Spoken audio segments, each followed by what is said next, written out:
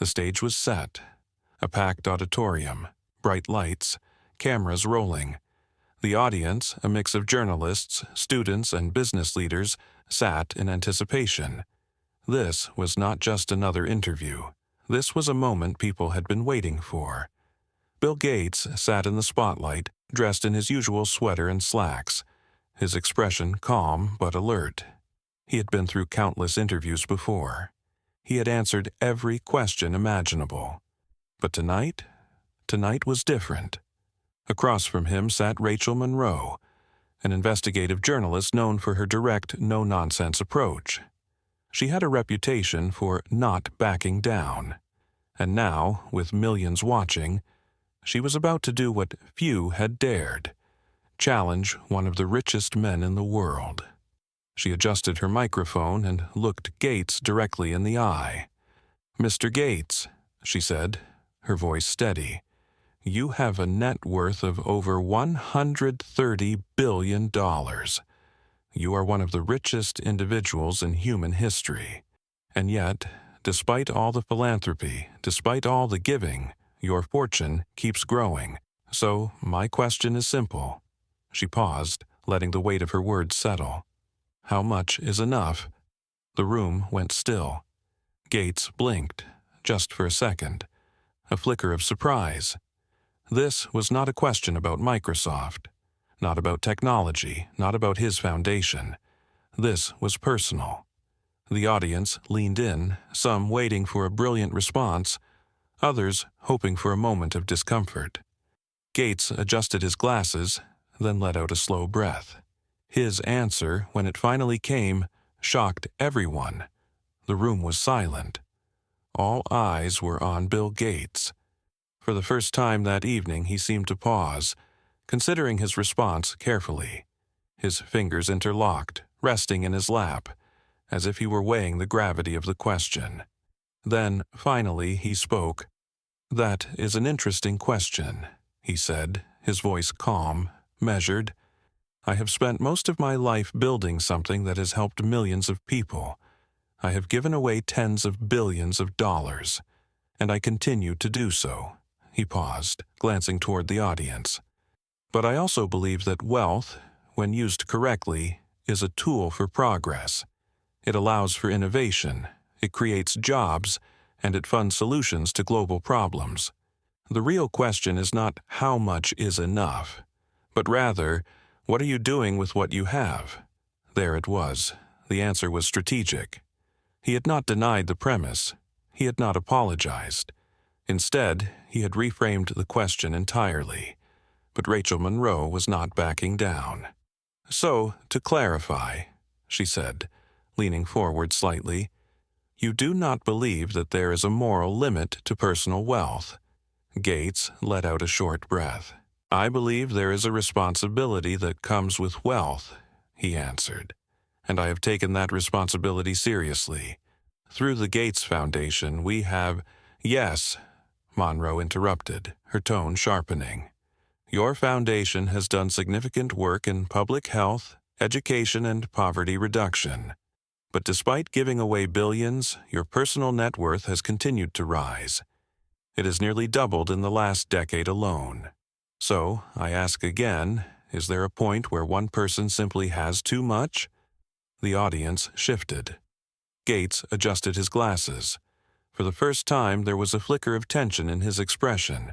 His response, when it finally came, lit the internet on fire. Bill Gates was not used to this. For decades, he had been seen as a visionary, a philanthropist, a problem solver. He had spoken on the biggest stages in the world, shaping conversations about technology, global health, and the future of humanity. But this was personal. Rachel Monroe's question lingered in the air, heavier than before. Is there a point where one person simply has too much? The audience was waiting, some with curiosity, some with skepticism, some with outright anticipation. Gates adjusted his glasses again.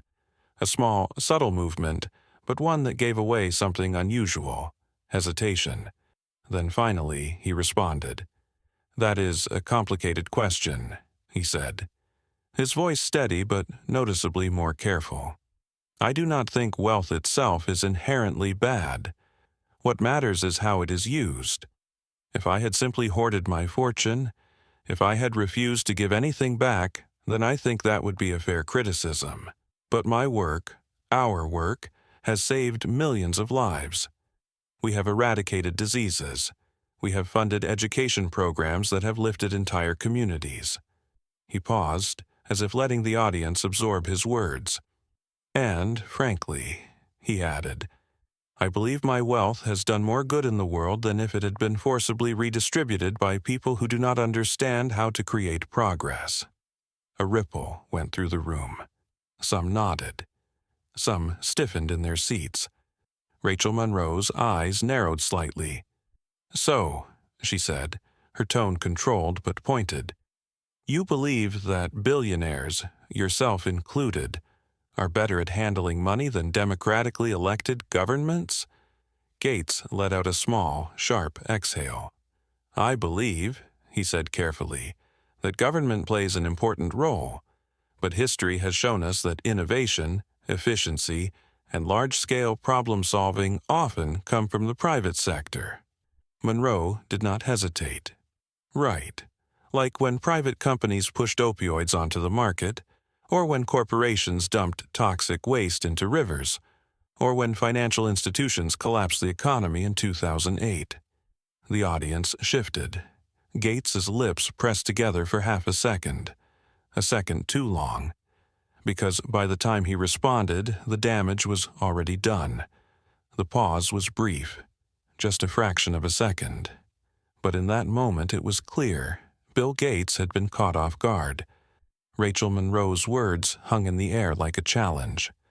Right, like when private companies pushed opioids onto the market, when corporations dumped toxic waste into rivers, when financial institutions collapsed the economy in 2008. The audience was watching closely now. Some leaned forward, some exchanged glances, and others sat completely still, waiting to see how Gates would respond. Gates let out a slow breath. That is a false comparison, he said, his voice controlled, but firmer now.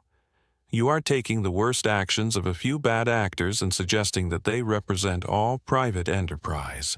That is simply not accurate. Monroe did not back down. Is it false? She pressed. Because what I am hearing is that wealth in the hands of billionaires is inherently more responsible than wealth in the hands of the public. And history shows that unchecked power, whether in corporations or governments, has real consequences. Some in the audience nodded. Others whispered. For the first time, Gates looked slightly frustrated. I have spent my life trying to create solutions, he said. And I would argue that our foundation has had a greater impact on global health, climate research, and education than most governments have in those same areas. But you are still growing richer, Monroe shot back. And that is what people struggle with, Mr. Gates. You give, yes, but your fortune still expands. You are part of a system where the wealthiest continue to accumulate more, while millions struggle to make ends meet. Gates exhaled sharply. I do not set the rules of the global economy, he said. I work within them to do the most good I can. Monroe tilted her head. So, to be clear, you see no issue with your level of wealth. Another pause. And then, Gates gave the answer that would set social media on fire. The room was silent. Rachel Monroe's question had been direct, unfiltered, unavoidable. So, to be clear, you see no issue with your level of wealth. Bill Gates sat still. The audience waited. The cameras zoomed in. For a moment, it almost seemed like he was rethinking his approach, like he had realized how his words would be dissected, analyzed, and turned into headlines within minutes. But then, he answered, I do not believe wealth is the problem, he said, his voice measured but unmistakably firm. I believe how wealth is used is what matters. Some in the audience nodded. Others stiffened. But he was not finished. If my wealth were simply sitting in a bank account, doing nothing, then yes, I would say that is a problem, he continued. But my wealth is actively funding solutions to global crises. It is being used for medical research, climate initiatives, education reform. If you are asking whether I feel guilty for having resources that can do good in the world, the answer is no. The room shifted. Some clapped, some whispered, some shook their heads. Monroe's expression remained unreadable. "But does it not concern you," she said, "that no matter how much you give away, you are still part of a system where billionaires continue accumulating more wealth while the rest of the world struggles? Even if you are a good billionaire, does that not suggest a fundamental flaw in the system?" Gates sighed, and for the first time a flicker of frustration appeared in his expression. "I cannot fix an entire system overnight," he said. "What I can do is focus on solutions, and frankly, focusing on who has wealth instead of how it is being used is the wrong debate." The audience reacted immediately. Some applauded. A billionaire defending his success was not surprising. But others? They saw this for what it was, a deflection. And within minutes, social media erupted. It did not take long. The moment Bill Gates finished speaking, the fallout began. His words, "Focusing on who has wealth instead of how it is being used is the wrong debate," spread like wildfire. Some defended him. Gates is right. We should be focusing on how wealth is used, not attacking success. The man has given away billions, and people still want him to apologize for being rich? Absurd. But the backlash, it was louder. This is why billionaires should not exist. The system is broken, and Gates just admitted he benefits from it. So, we are supposed to trust the ultra-rich to decide what is best for society? No thanks. This is why people are angry. Even the good billionaires refuse to admit the system is rigged. Hashtags like "Tax the Rich," "Gates Dodges," and "Billionaire Blindspot" started trending worldwide. News headlines followed. CNN: Bill Gates dismisses concerns about wealth inequality in tense interview. The Guardian: Gates says wealth is not the problem. Internet disagrees. Fox News: Bill Gates faces harsh backlash after wealth comments.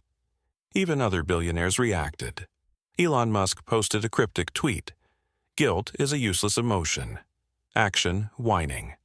Jeff Bezos liked a post that read, "The people criticizing billionaires use iPhones made by billionaires, shop at Amazon, and donate through platforms created by billionaires. The hypocrisy is real." But the most unexpected reaction? Rachel Monroe's final word. That evening, she took to Twitter and posted a simple 6-word tweet. "We asked, he answered. You decide." Millions liked it. Because at the end of the day, this was bigger than Bill Gates. It was about power, about wealth, about the system itself. And now, the debate was just beginning. What do you think?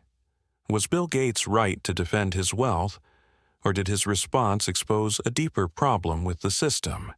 Should billionaires be trusted to handle their own wealth for the greater good, or does their growing fortune prove the system is flawed? Share your thoughts in the comments. This conversation is bigger than one person. It is about power, influence, and the way wealth shapes our world. Do you believe Gates handled the question well, or did he miss the point entirely? Let's discuss. If you found this debate interesting, make sure to like this video and subscribe for more stories that challenge perspectives. Turn on notifications so you never miss the next one. The questions are not going away. The conversations are only getting louder. Let's explore them together.